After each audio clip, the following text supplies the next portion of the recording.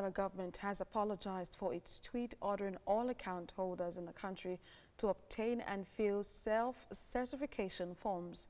In a directive contained in a series of tweets which has now been deleted, the federal government said each account holder must submit the filled forms in their financial institutions. A clarification was made this morning in another tweet which reads, quote, "We apologize for the misleading tweets now deleted that went up yesterday regarding the completion of self-certification forms by reportable persons. The message contained in the @FIRS Nigeria notice does not apply to everybody.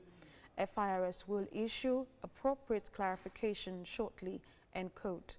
FIRS on its official handle @FIRS Nigeria said the directive was for reportable persons with accounts in reportable financial institutions. River State Governor Nyesom Wike has fulfilled the 30 million naira bounty promised for anyone with information that would lead to the capture of wanted criminal suspect Boboski. This comes days after the suspect died from injuries sustained during his arrest by the police. Correspondent Ucheko reports. August 2019, Governor Nyesom Wike placed a bounty of 30 million naira on Boboski, one of the most wanted criminal gang leaders in Rivers State.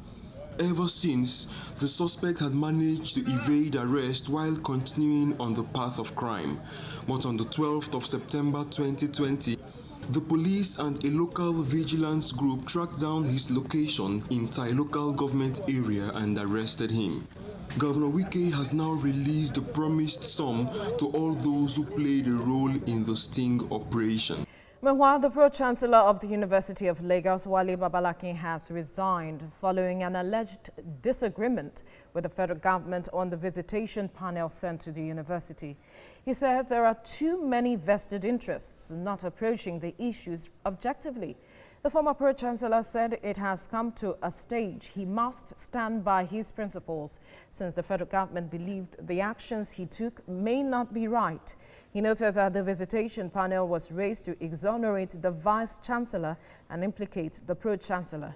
Dr. Babalakin said although he appeared in protest before the panel, he made it clear that the panel could not determine the issues before it.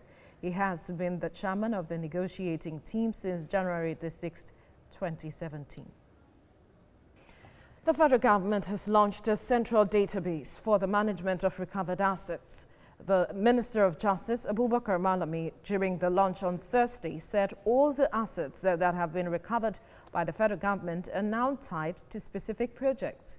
The launch was witnessed by officials from government agencies, including the Economic and Financial Crimes Commission, Independent Corrupt Practices Commission, and the Federal Inland Revenue Service.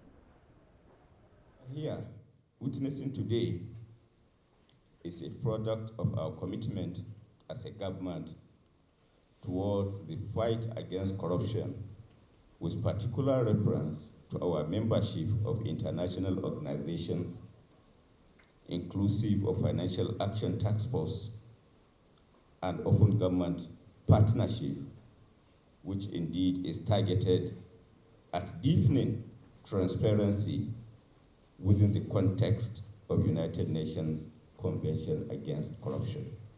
Another nationwide lockdown is looming in the United Kingdom as hospital admissions are doubling, as the country reported the 5th largest number of deaths from COVID-19 in the world. That's according to data collected by Johns Hopkins University of Medicine. This comes just as Australia is set to ease some of the restrictions imposed. We have details in this report. Well, we have seen an acceleration in the Britain's Health Minister Matt Hancock announced that the novel coronavirus is accelerating across the country, with hospital admissions doubling every 8 days. Well, we have seen an acceleration in the number of cases over the last couple of weeks, and we've also sadly seen that the number of people hospitalized with coronavirus is doubling about every 8 days.